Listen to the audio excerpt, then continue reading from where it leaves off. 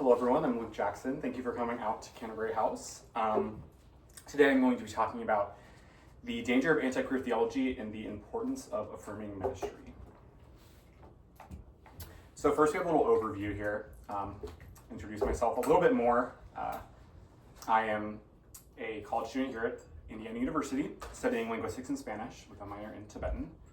And more my faith backstory we'll have in a little bit, but I have been a lifelong Christian and specifically a cradle Catholic. The second part we're going to go over is how to make this a little more academic. So we're going to talk about some theories that I've created of different types of anti-queer theology, so mainly explicit versus implicit anti-queer theology. And then we're going to shift gears to my story, which is going to be sort of a real look into the mind of a queer teen at this time, going through these things. And then the importance of the affirming ministry, followed by how we should move forward. So just a disclaimer, there is some serious content here, themes of depression, anxiety, suicidal thoughts, so just want to put that out there. And disclaimer that all the things I'm going to talk about here are not things that are big impacts in my life anymore. I don't feel this way anymore, so you don't need to worry about it. But yes, there are some serious things, and I am doing much better now. So first we're going to talk about explicit versus implicit anti-queer theology. And now this is pretty self-explanatory, but explicit anti-queer theology is sort of easier to spot, sort of what we see out in the wild, when queer folk are told that they're going to hell, point blank. You're gay, so you're going to hell. You have sex with men, and you're a man, so you're going to hell. Sort of related with the fire and brimstone sort of approach, where a lot of times homosexuality isn't the only sin where this sort of hard line is drawn, but it's very specific. And these both forms of anti-queer theology are harmful, equally harmful, but the explicit is a little different because of how easy it is to spot. That makes it a little bit more easy to target when working on ways to reverse damage and really tell what the source of the problem is. There's also implicit, which is a more subtle approach. This is sort of my experience, and I think sort of the way the Catholic Church approaches it in general. In my experience, we have all of these sins, and they're sort of all connected to one another. And it starts to kind of create a spiral. But homosexuality is hushed and avoided. Throughout my time as a Catholic school student, as we'll learn about later, it wasn't talked about very much. It was sort of brought up as something that exists, but it shouldn't even be like a thought. And this implicit experience is sort of how I went through this unaffirming ministry, and this is interesting because with regards to like explicit theology, there's no really interpretation that has to be done for the person experiencing that to know that this is happening, that they are being discriminated against, that they are being told that they are not good enough because of their sexuality. Where in implicit, the roots are dug in much farther. There's lots of other things at play, other things going on in ways that people relate to that sin that can create a huge web of conceptions about life. So it's more difficult to spot out in the wild, and it's also a little bit more difficult to really understand the problem. It takes a long time to fully digest everything. So now we're going to move on to my story. So I was a cradle Catholic. I went to the wonderful St. Nicholas Catholic School in Sunman, Indiana. We had about, I think my graduating class had 19 kids in it, and the whole school I think had 110. Very small. So this is not I could not find a picture of the outside of the school. I looked for hours and I couldn't find. We had a lot of portable classrooms. This was not, I want to make it clear, this was not a private school for the reason of higher education. This is a private school so that it could be religious. That was the forefront. Like Catholicism and Catholic education was the number one priority. I actually received a really awful education from St. Nicholas Catholic School. They had an interesting approach to money, where if you signed up to do a certain amount of volunteer hours, you didn't have to pay tuition. Which I think is a good thing, but it gets to a point where they had no money. They couldn't survive off of it. That's a little different now with vouchers being a thing, but in the time I was there, they were extremely poor. And then this picture is really blurry. I found it on Google Images, and I'm in here somewhere. I'm probably near the back. That actually, oh, I'm right there. I'm right there. That's definitely me. So this is what the church looked like. These were our school colors, our uniforms and stuff. Yeah. So we're going to move into sort of the theology of a lot of the things that I learned. So sex and sin is the, as you can see, is the title of this slide. And throughout my time in Catholic school, you don't really get into like the nitty gritty of theology until you're a little bit older. And at that point, you're nearing middle school and you're going through puberty. So sex is going to be brought up, just in general. And definitely they tried to avoid it for as long as possible and also talk about it in like metaphors. But it becomes a big part of the theology. In 8th grade, for I believe all Catholic schools, I'm not actually sure. I think it's I think it's diocesan curriculum. They do something called Circle of Grace, which was actually created in response to the abuse scandals.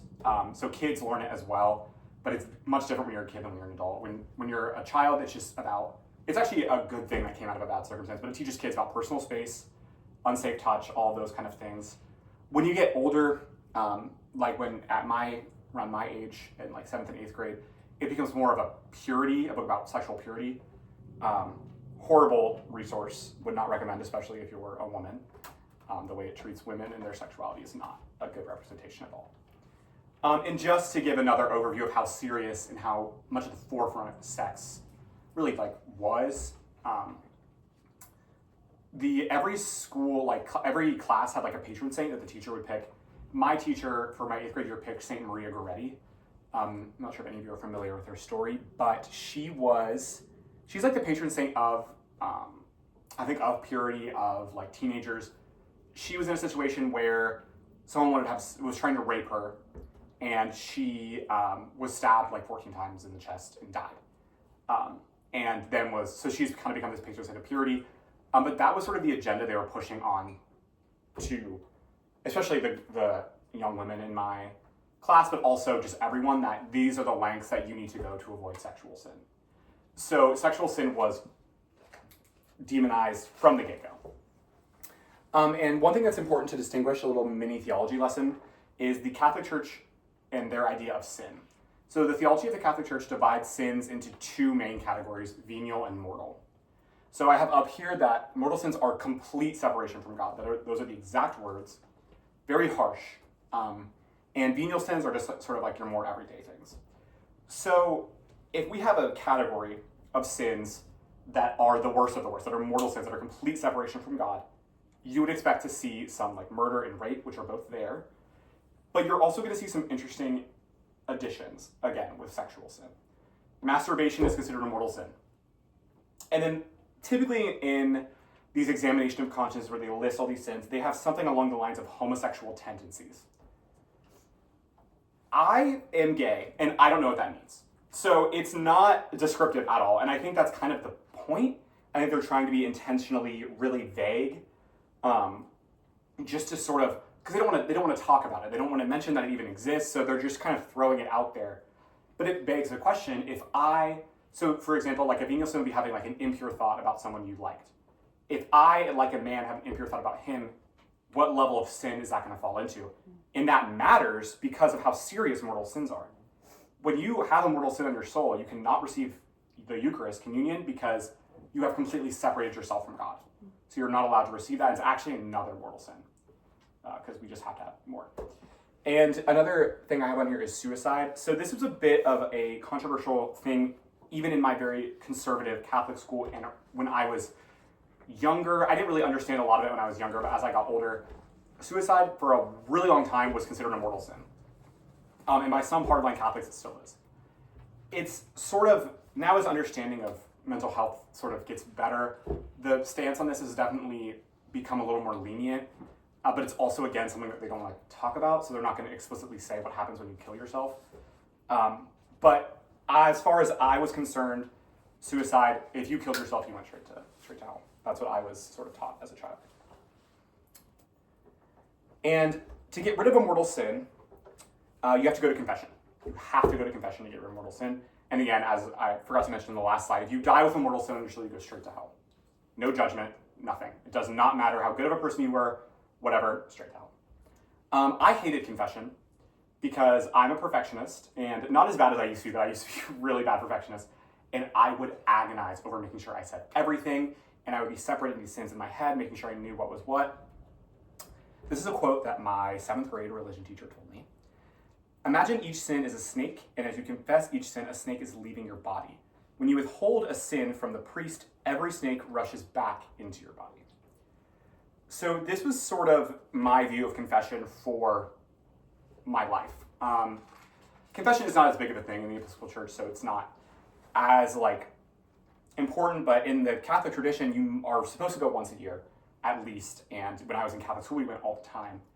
And this thought of, if I go to confession and I don't confess everything, it doesn't even count.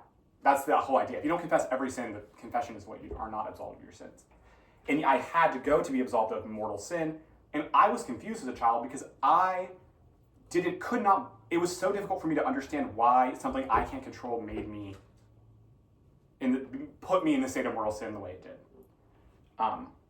So confession was always a nightmare. I hated it. It was not something that was fun, but it was very stressed and very important. And I think there is a lot of value to garner from it. From my mother, for example, was appalled by the way I was taught about confession as a cradle Catholic. She thought it was crazy, and that the whole point of going is really important. And being there and being humble, it doesn't matter if you're perfect, the whole point is going. That just wasn't going to cut it for me because everything had to be perfect.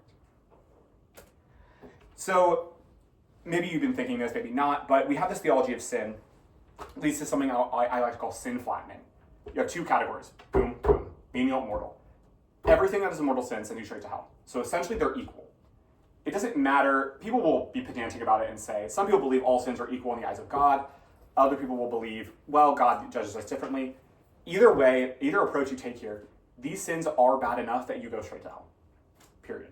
So clearly they're equal. So I believed anything to do with my queer identity made me like a murderer, like a rapist, anything like that. I thought truly that I was a horrible person because of my identity. And if I ever masturbated, for example, as a 14-year-old boy, okay, apparently that's like killing someone. And that's what I believed.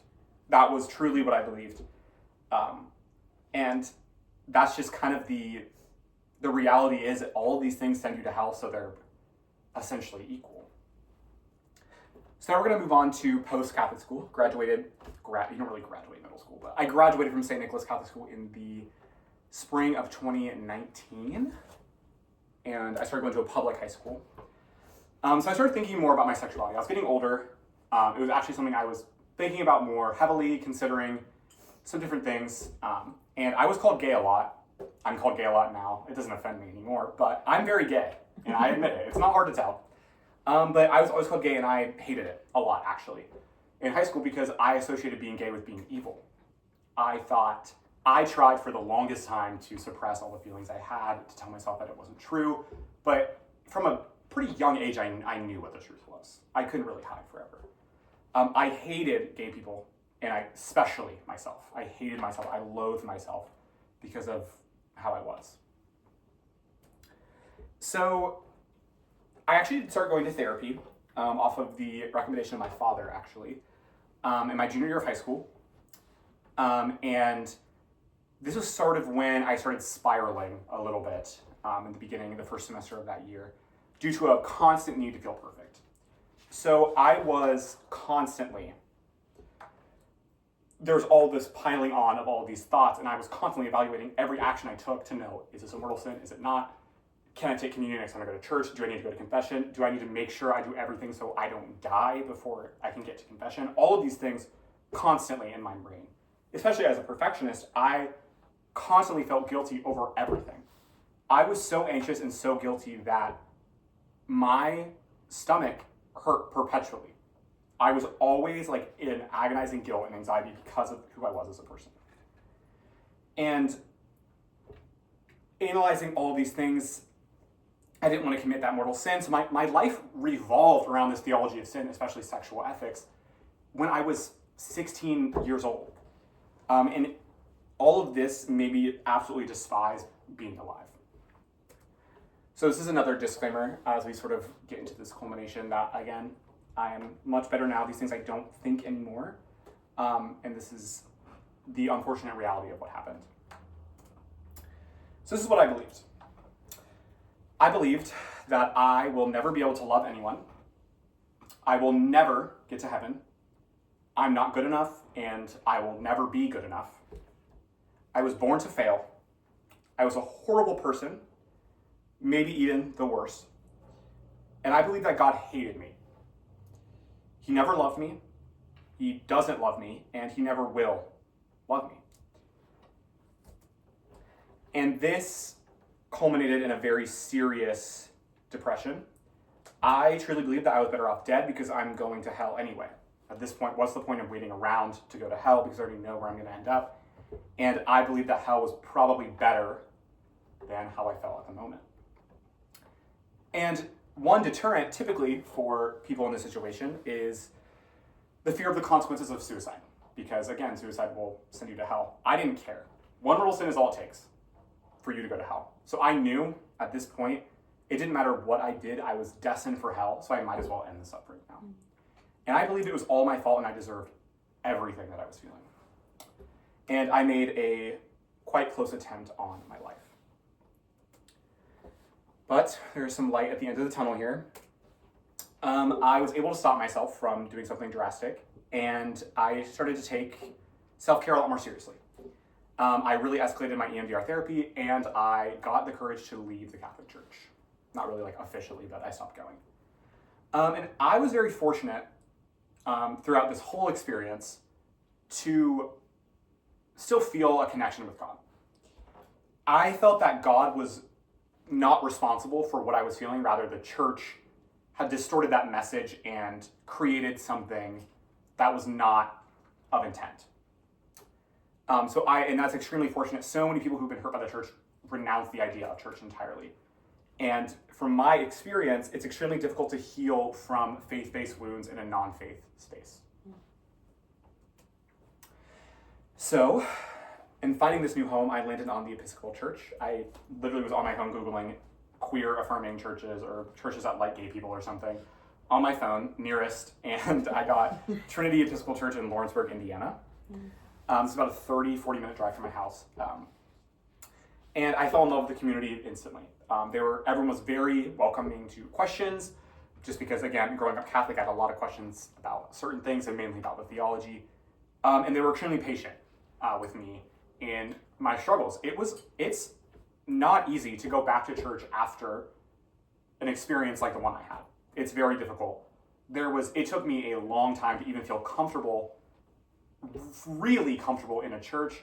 And to this day, big, high sermons and incense and things are difficult for me to stomach. All of these things. But they were very patient with me, very helpful. They helped me through a lot of difficult feelings. And it really opened my eyes to what Christianity was supposed to be. And now I'm an active member of the Episcopal Church. But we still must remember that although I have been so fortunate to be in a position where I feel better, I enjoy being alive, and I feel affirmed in who I am as a person, there are still queer folk that have been hurt and are currently being hurt. So that sort of raises the question, what do we do? Right? Especially because we do a lot already in this church, but what should we focus on and what is important for us to do in the future? I mean, we have it right here. Love is crucial. The loving environment of the Episcopal Church is so powerful and moving that it quite literally saves lives. It saved my life. I would not be here right now giving this talk if it were not for affirming churches like the Episcopal Church. I strongly believe that. And that's why this work is so important. It is essentially a life or death matter.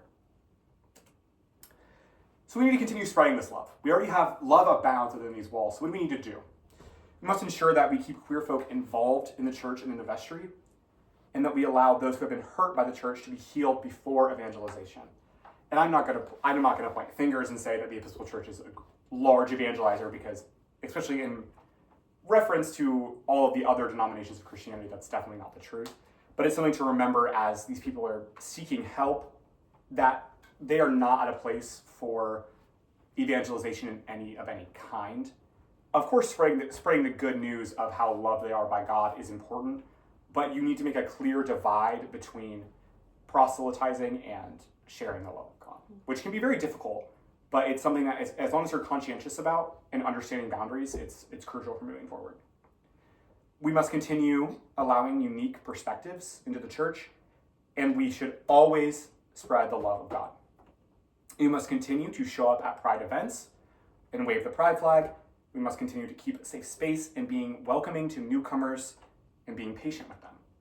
Things that are crucial in making sure that people can be healed from things that they go through. For me specifically, I felt much safer entering a church because there was a Pride flag.